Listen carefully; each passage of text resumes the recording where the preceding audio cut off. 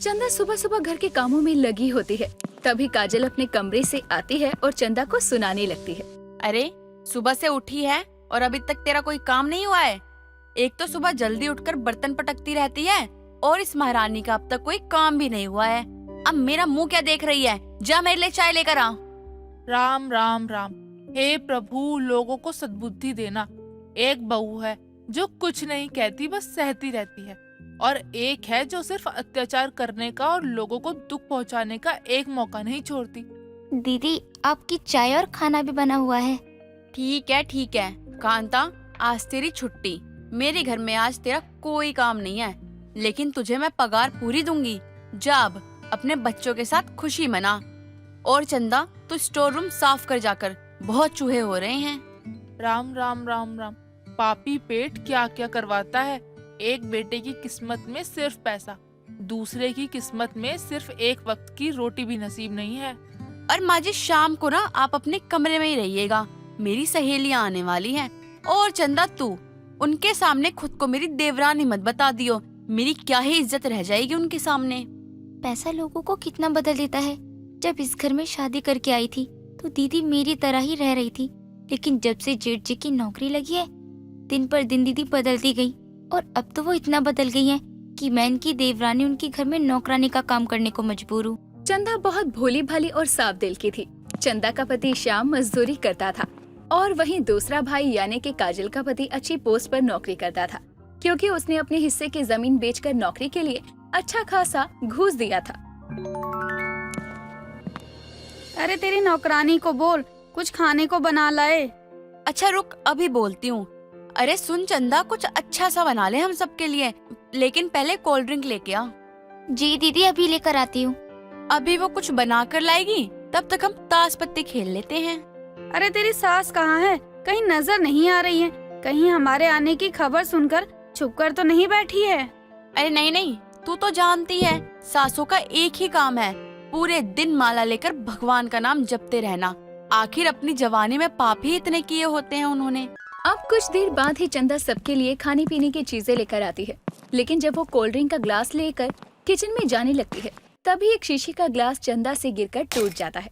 तुझे कितनी बार कहा है, काम ढंग से किया कर, सारे गिलास तोड़ दिए तूने। अरे जाने दे, गलती से गिर गया है, वो साफ कर लेगी। वैसे तो कुछ भी बोल, लेकिन पास्ता तेरी नौकरानी ने बहुत अच्छा बनाया है। अरे ये लोग सर पे चढ़ाने लायक ही नहीं है, इन्हें थोड़ा डांट कर रखो ना, वही इनकी औकात है। वैसे इससे पूछ, ये मेरे घर काम करेगी क्या? इससे मेरा काम भी निकल जाएगा और मेरे पति का भी। बेचारे अकेले रहते हैं जो घर में। ये क्या बोल रही है तू? छोड़ ना इसे, ये तो इसी लायक है।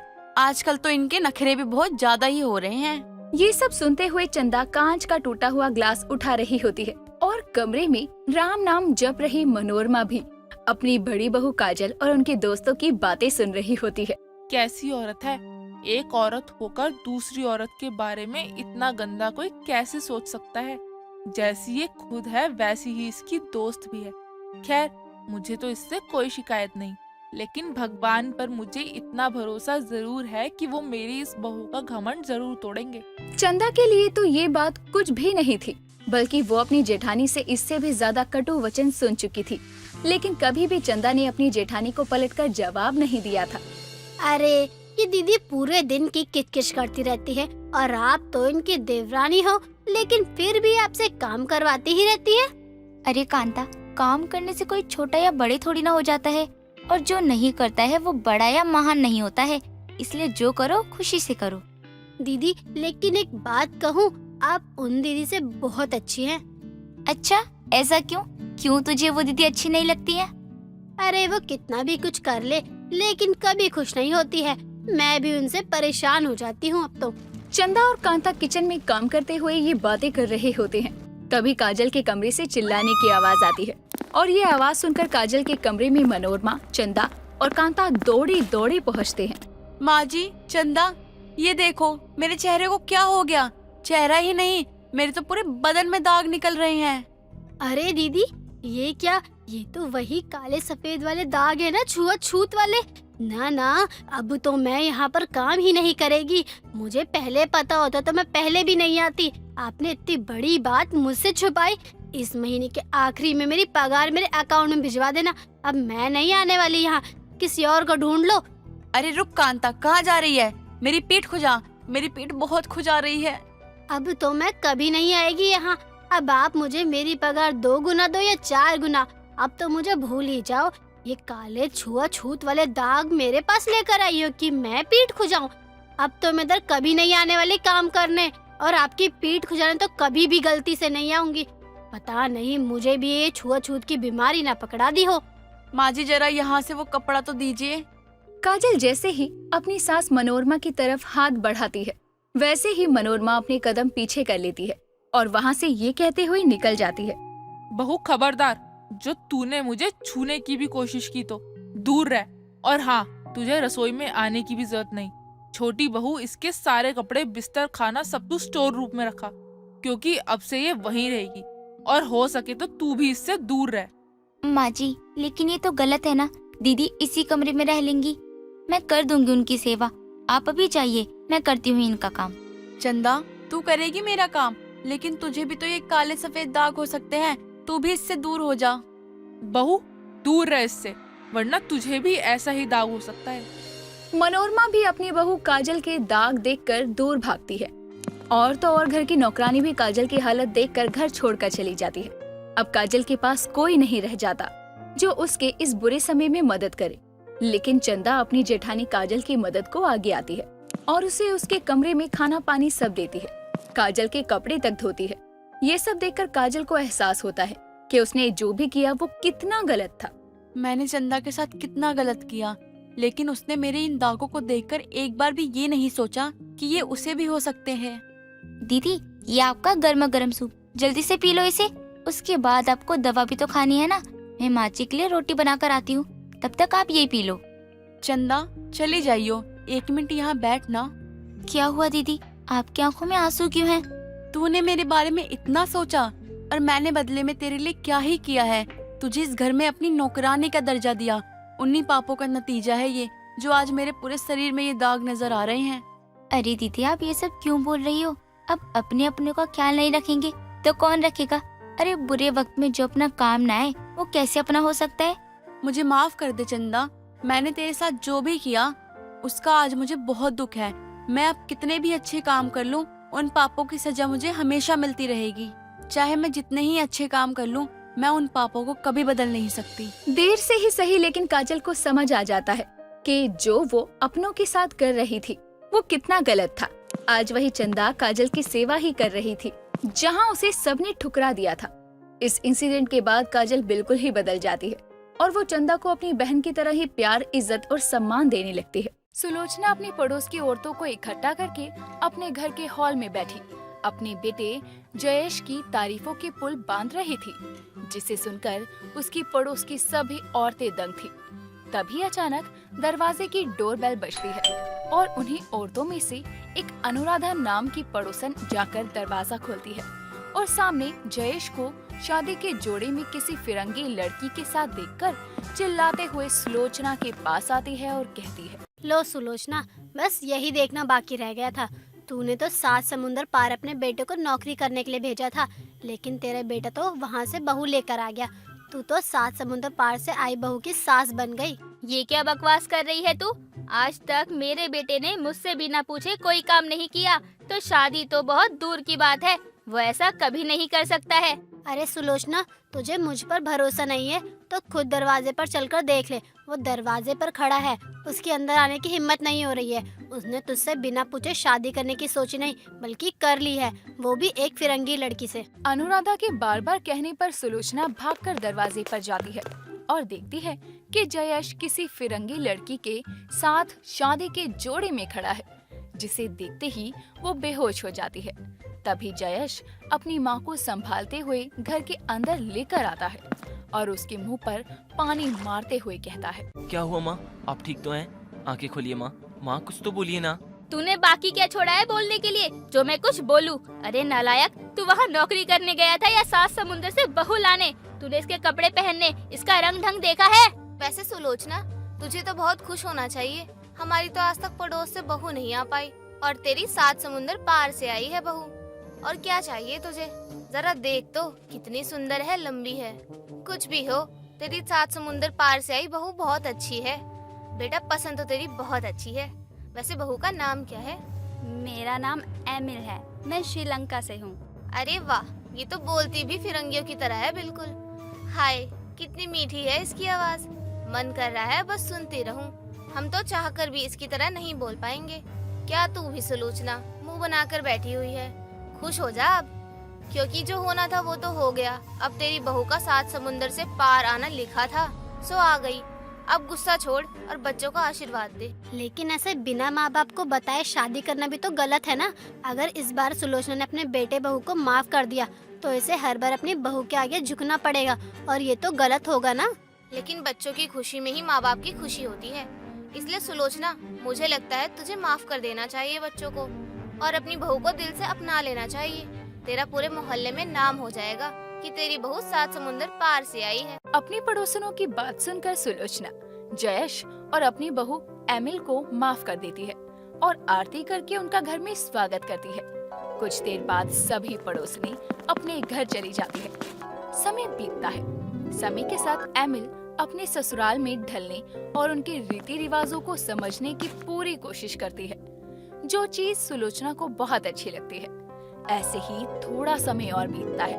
तभी एक रोज सुलोचना अपनी 7 समुंदर पार से आई बहू की मुंह दिखाई का फंक्शन रखती है, जिसमें वो अपने सभी रिश्तेदारों और आस पड़ोसियों को बुलाती है। जिसके बाद वो अपनी बहू के कमरे में जाती है और उसे एक साड़ी देते हुए कहती है, बहू, नीचे सारे मेहमान और आस पड़ोस के लोग आ गए हैं। मैंने आज तेरी मुंह दिखाई का फंक्शन रखा है, तो आज तुझे ये साड़ी पहनकर नीचे आना है। जल्दी आ जाइए, दोबारा बोलने ना आना पड़े। माँ जी, लेकिन मुझे तो साड़ी पहननी नहीं आती, फिर मैं साड़ी पहनकर कैसे आऊंगी? अरे बहू, जैसे मैंने तुझे बताया है वैसे ही पहन लियो। उसमें कोई किताब नहीं पढ़ना है। मेरे पास और भी बहुत काम है, वरना मैं पहना देती। तुझे जैसे आए पहन कर आ जा। सुलोचना इतना कहकर साड़ी को एमिल के हाथ में रखकर चली जाती है। थोड़ी देर बाद जयेश बाथरूम से बाहर आता है और एमिल को हाथ में साड़ी लिए बेड पर बैठा देखकर कहता है। तभी घूंघट लेने की वजह से साड़ी उसके पैर में फंस जाती है और उसकी पूरी साड़ी खुल जाती है और उसके फिरंगी कपड़े सबके सामने आ जाते हैं, जिसे देखकर वहाँ खड़ी सभी औरतें उस पर जोर जोर से हंसने लगती है। तभी सुलोचना गुस्से में सभी मेहमानों पर चिल्लाते हुए कहती है, आप लोग खुद एक औरत होकर दूसरी औरत पर हंसते हुए आपको शर्म नहीं आती? इसमें हंसने वाली बात क्या है? आप लोग जरा मुझे ये बताइए। अगर उसकी साड़ी खुल भी गई तो क्या हुआ? उसने पहले से ही दूसरे कपड़े पहने हुए थे। आप लोगों को इस चीज की तारीफ करनी चाहिए। बात तो तू सही कह रही है, लेकिन इसमें एक और बात है। जब तेरी बहू फिरंगी है, 7 समुंदर पार से आई है, तो तुझे उसकी मुंह दिखाई भी तो उसी के कपड़े में करने चाहिए ना। इंडियन बहू की मुंह दिखाई का फंक्शन तो बहुत देखा है, इस बार 7 समुंदर पार से आई फिरंगी बहू का भी फंक्शन देख लेंगे। हाँ अनुराधा, तू सही कह रही है। मैंने ऐसा सोचा ही नहीं था। अब तो मैं अपनी लंकन बहू की मुंह दिखाई उसी के स्टाइल में कराऊंगी। लंकन? लेकिन तेरी बहू तो 7 समुंदर पार से आई है ना, फिर ये लंकन क्या है? अरे 7 समुंदर पार से तो आई है, लेकिन कोई देश तो है जहाँ से आई होगी, वहीं का नाम बता रही हूँ। जब बहू आई थी तो उसने बताया था कि उसका नाम इमली है और वो लंका से आई है। माँ जी, मेरा नाम एमिली नहीं एमिल है, और मैं लंका से नहीं श्रीलंका से आई हूँ। हाँ वही वही, अब क्या करूँ, मुझसे नहीं बोला जाता। किसी भी देश से आई हो, है तो मेरी 7 समुंदर पार से आई बहू ही ना मेरे लिए, वही बहुत है। सुलोचना की बात सुनकर वहाँ खड़े सभी लोग हंसने लगते हैं, जिसके बाद सभी लोग मिलकर एमिल की मुंह दिखाई का फंक्शन बहुत अच्छे से करते हैं और थोड़ी देर बाद सभी अपने घर चले जाते हैं। ऐसे ही समय बीतता है। तभी एक रोज सभी हॉल में बैठकर आपस में बातें कर रहे थे कि जयेश की बुआ गुलाबो वहाँ आती है और कहती है, अगर कोई जरूरी बात ना हो रही हो तो क्या मैं तुम लोगों के महफिल में शामिल हो सकती हूँ या नहीं? अरे बुआ, आप आइए ना। आपको अपने घर आने से पहले कब से पूछने की जरूरत पड़ने लगी? वो तो मैं जानती हूँ बेटा, मैं तो बस मजाक कर रही थी। अच्छा, तो ये है तेरी बीवी? ये तो सच में बहुत सुंदर है। बहू किसकी है दीदी? और वैसे भी ये यहाँ कोई आसपास की नहीं है, बल्कि 7 समुंदर पार से आई बहू है। और आपको पता है इसका नाम क्या है और ये कौन से देश से आई है? अब मुझे कैसे पता होगा भाभी, जब आपको इतना कुछ बता ही दिया है तो ये भी आप ही बता दो। दीदी, मेरी बहू का नाम एमिली है और ये लंका से आई है, 7 समुंदर पार करके।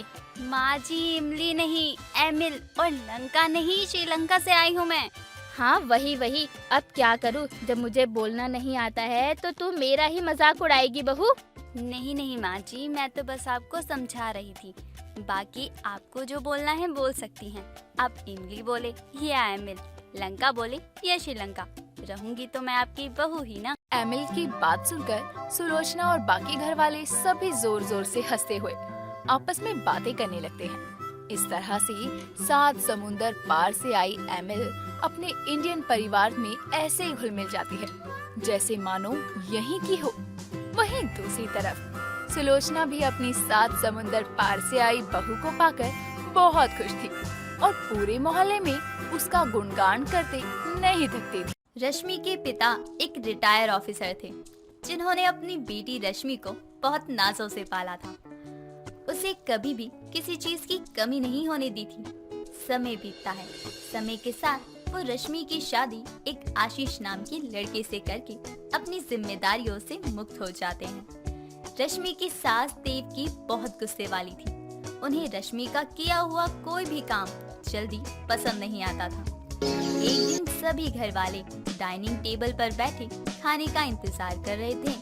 तभी रश्मि सबके लिए जली हुई रोटियां लेकर आती है, जिसे देखकर देवकी कहती है, बहू आज कौन सा काम करने लग गई थी जो आज फिर से तूने रोटियां जला दी? बहू तेरा कोई ऐसा दिन नहीं जाता है जिस दिन तू रोटियां ना जलाए। तू तो बिल्कुल मेरी रोटियां जलाने वाली बहू बन गई है। शायद ही कोई दिन ऐसा होगा जिस दिन तूने हमें अच्छी और बिना जली हुई रोटियां खिलाई होंगी। जाने दो माँ, धीरे धीरे सीख जाएगी। बाकी सारे काम तो कर ही लेती है ना, जल्दी रोटियां बनाना भी सीख जाएगी। अब आपके गुस्सा करने से तो अच्छी रोटियां बन नहीं जाएंगी। अब खानी है तो हमें यही जली हुई रोटियां खानी पड़ेंगी ना। ये सारी तेरी ही गलती है। जब देखो तब हमेशा अपनी बीबी की साइड लेता रहता है, हमेशा उसकी गलती छुपाता रहता है। कभी सही का भी साथ दे दिया कर और तू भी अपनी बीबी को कुछ बोल लिया कर। माँ जी, आशीष जी, आप लोग आपस में बहस मत करिए मेरी वजह से। देखिए पहले से कम जली हैं रोटियाँ, मैं जल्दी ही अच्छी और सुंदर रोटियाँ बनाना सीख जाऊंगी। ये बात तो तू जब से आई है इस घर में शादी करके तब से बोल रही है, कोई आज नई बात नहीं है। जब इस घर में आई थी तब तो तुझे ठीक से बेलन भी पकड़ना नहीं आता था। खैर छोड़ो, भर गया मेरा पेट ये जली हुई रोटियां देखकर। मैं जा रही हूँ अपने कमरे में। गलती तेरी नहीं है, माँ होती तभी तो ये सब सिखाती। अकेला बाप क्या क्या सिखा पाएगा। देवकी इतना कहकर वहाँ से चली जाती है और उसकी बात सुनकर रश्मि भी रोते हुए अपने कमरे में चली जाती है। तभी आशीष भी उसके पीछे जाता है और उससे कहता है, यार मैं तो रोज रोज तुम दोनों सास बहू की लड़ाई देख देख कर परेशान हो गया हूँ। एक छोटी सी बात को लेकर हमेशा बहस होती रहती है। चुप हो जाओ यार। मैं जानता हूँ तुम्हें माँ की बातों का बुरा लगा है, उन्हें ऐसा नहीं बोलना चाहिए। उनकी तरफ से मैं सॉरी बोलता हूँ। बात सॉरी की नहीं है, लेकिन जब माँ जी को पता है मेरे माँ बाप कोई नहीं है तो वो मुझे उनके नाम से क्यों ताने मारती है। मेरे माँ बाप ने मुझे बहुत नाजों से पाला है। उन्होंने मुझे कभी घर के काम नहीं करने दिए, तो खाना तो बिल्कुल भी नहीं बनवाया मुझसे कभी। मैं तुम्हारी बात समझ रहा हूँ, लेकिन तुम तो जानती हो माँ कितने गुस्से वाली हैं। जब उन्हें गुस्सा आता है तो उन्हें कुछ समझ में नहीं आता है कि वो क्या बोल रही हैं। मैं समझती हूँ आपकी बातें, इसलिए आज तक मैंने कभी माँ जी की किसी बात का पलटकर जवाब नहीं दिया। लेकिन आज जब उन्होंने मेरे माँ बाप को लेकर मुझे सुनाया तो मुझसे बर्दाश्त नहीं हुआ। अपने घर में खुद से एक गिलास पानी लेकर भी नहीं पीती। आपके घर में आने के बाद मैंने सभी काम करने सीखे हैं और आगे भी कर लूंगी, लेकिन रोटियां बनाने में मुझे थोड़ा सा टाइम लग रहा है, तो मैं क्या करूं? कोई बात नहीं, तुम दुखी मत हो। जो होना था हो गया। अब क्या बोलूं मैं तुम दोनों के बीच में। तुम्हारी तरफ से बोलूं तो माँ गुस्सा हो जाए, उनका साथ दूं तो तुम्हें दुख होता है। आशीष इतना कहकर चुपचाप जाकर सो जाता है। समय बीतता है और रश्मि की लाख कोशिशों के बाद भी वो अच्छी रोटियां बनाना सीख नहीं पाती, जिसके चलते उसे हमेशा देवकी से ताने सुनने पड़ते हैं। एक रोज रश्मि घर की सफाई कर रही होती है, तभी उसकी ननद गीता अपने पति धीरज के साथ मायके आती है और उससे कहती है, भाभी ये सफाई वफाई बाद में करना, जल्दी से पहले खाना खिला दो। बहुत जोर से भूख लगी है और आप तो जानती हो ना कि मैं बाहर का खाना बिल्कुल भी नहीं खाती, इसलिए मेरे लिए तो आप घर का देसी खाना ही बनाओ, दाल चावल रोटी सब्जी। भाभी तो आप मेरे लिए अलग से मेहनत क्यों करेंगी? मेरे लिए भी वही बना दीजिए, हम आपसे ज्यादा मेहनत नहीं करवाएंगे। भाभी खाने का तो ठीक है, लेकिन माँ और भाई कहाँ हैं? दिखाई नहीं दे रहे हैं। आज तो भैया की छुट्टी होती है, यही सोचकर तो हम आए हैं कि उनसे मुलाकात भी हो जाएगी, वरना बाकी के दिनों में बात भी नहीं हो पाती है। दीदी, वो आशीष जी माँ जी को डॉक्टर के पास चेकअप के लिए लेकर गए हैं। काफी देर के गए हुए हैं, अब तो आने वाले ही होंगे। ठीक है, आप लोग बैठे, मैं खाना बनाकर लेकर आती हूँ। रश्मि इतना कहकर अपना सारा काम छोड़कर रसोई में जाती है और खाना बनाना शुरू कर देती है। थोड़ी देर बाद वो सारा खाना बनाकर डाइनिंग टेबल पर सजा देती है। गीता और धीरज खाना खा ही रहे होते हैं, तभी देवकी और आशीष भी वहां आ जाते हैं और देवकी फिर से डाइनिंग टेबल पर जली रोटियां रखी देखती है तो फिर से उसे सुनाते हुए कहती है, बहू, तो अपने घर वालों को जली हुई रोटियां खिला रही थी, वो कम था आज जो अब इस घर के दामाद को भी ये जली हुई रोटियां खिला रही है। पता नहीं कौन से फूटे कर्म किए थे जो ऐसी रोटियां जलाने वाली बहू मिली है मुझे। माँ, घर वालों के सामने तो सुनाती ही रहती हो, कम से कम बाहर वालों के सामने तो अपनी बहू की थोड़ी इज्जत कर लो। बेटा इतनी धीरे आवाज में क्यों बोल रहा है? अब जिसका काम जैसा होगा उसकी तारीफ भी तो वैसी ही होगी ना। जब तेरी बीवी को जली हुई रोटियां बनाने के सिवा कुछ और आता ही नहीं है तो वही बोलूंगी ना। कोई बात नहीं माँ जी, हमें तो पता ही है कि भाभी जी ठीक से रोटियां नहीं बना पाती है, इसलिए हमें कोई फर्क नहीं पड़ता है। अच्छी बात तो ये है कि भाभी जी बहुत फास्ट खाना बनाती है, हम कहीं और होते ना तो भूखे ही रह जाते। हाँ माँ, धीरज जी ये बात बिल्कुल सही कह रहे थे। भाभी ने बहुत जल्दी खाना बना दिया, वरना हमें भूखे ही जाना पड़ता। बेशक उनकी रोटियां जली हुई थी, लेकिन खाना बहुत अच्छा था। पेट भर गया लेकिन मन नहीं। अच्छा हम चलते हैं माँ, फिर आएंगे। गीता और धीरज इतना कहकर वहां से चले जाते हैं, जिसके बाद देवकी भी अपने कमरे में चली जाती है। समय बीतता है, तभी एक रोज देवकी की सास कामिनी गांव से उसके घर आती है। तभी रश्मि सभी के लिए खाना बनाने चली जाती है। देवकी उसके पास आती है और कहती है, बहू तू सारा खाना बना लियो, लेकिन रोटी छोड़ दियो, उसे मैं बना लूंगी, वरना तेरी दादी सास गांव जाकर पूरे गांव में कहेगी कि मेरी पोता बहू को रोटियां बनानी नहीं आती। नहीं माँ जी, मेरे रहते हुए आप खाना बनाएंगी, अच्छा नहीं लगता है। आप विश्वास रखिए, मैं पूरी कोशिश करूंगी कि आज रोटियां ना जले। नहीं नहीं, रहने दे, मैं खुद ही बना लूंगी। अपनी सास के सामने अपना तमाशा बनाने से अच्छा है खुद ही बना लूं। एक काम करती हूँ, पहले रोटियां ही बनाकर रख देती हूँ, बाकी खाना तू बाद में बना लियो। देवकी इतना कहकर रोटियां बनाना शुरू कर देती है। थोड़ी देर में वो लगभग सारी रोटियां बना लेती है। लास्ट की 2 रोटियां सेकने को रह जाती हैं कि तभी कामिनी उसे आवाज देने लगती है। देवकी लास्ट की 2 रोटियां अपनी बहू को सौंप कर चली जाती है और जब तक वापस आती है रश्मि दोनों रोटियां जला चुकी थी। तभी देवकी उसे कहती है, तू कह रही थी कि सारी रोटियां बना लेगी, तुझसे बिना जलाए तो 2 रोटियां नहीं बनती, सारी रोटियां बनाने चली। हट सामने से, किसी काम की नहीं है, पता नहीं कहां से मेरे पल्ले पड़ गई। देवकी और रश्मि की सारी बातें रसोई के बाहर खड़ी कामिनी सुन रही होती है, जिसे सुनकर वो चुपचाप वहां से चली जाती है। अगले दिन वो रश्मि के कमरे में जाती है और उसका हाथ पकड़कर रसोई में उसे लेकर आती है। चल आज मैं तुझे बताती हूँ कि अच्छी और बिना जलाए रोटियाँ कैसे बनाते हैं। मुझे पता है तुझे रोटियाँ बनाना नहीं आता। मैंने कल तेरी सास और तेरी सारी बातों को सुन लिया था और तू उस बात पर ध्यान मत दे। उसे तो खुद चूल्हे पर रोटियाँ बनाना नहीं आता, उसे भी मैंने सिखाया है। कामिनी की बात सुनकर रश्मि हंसने लगती है, जिसके बाद कामिनी उसे बड़े ही प्यार से रोटियां बनाने का सही तरीका समझाती है और सारी रोटियां अपने सामने ही बनवाती है, जिससे रश्मि की एक भी रोटियां नहीं जलती। ये देखकर रश्मि बहुत खुश हो जाती है और कहती है, दादी आपने कितने अच्छे से रोटियां बनाने का तरीका बताया कि मैंने एक बार में ही सीख लिया। काश आप पहले आ गई होती तो मुझे अपनी सास से रोटियां जलाने वाली बहू का ताना नहीं सुनना पड़ता। कोई बात नहीं बहू, अब तो सीख गई है ना तुम, अब तुझे ताना नहीं सुनना पड़ेगा। कामिनी और रश्मि की बातें रसोई के बाहर खड़ी देवकी सुन रही होती है, जिसे सुनकर देवकी को अपनी गलती का एहसास होता है, जिसके बाद वो अपनी बहू से अपने गलत बर्ताव के लिए माफी भी मांगती है। साथ ही उसकी बिना जली हुई रोटियों को देखकर उसकी तारीफ भी करती है। दोस्तों, अगर आपको ये कहानी पसंद आई तो इसे लाइक करें, शेयर करें और कमेंट करके बताएं कि कहानी में आपको सबसे अच्छा क्या लगा।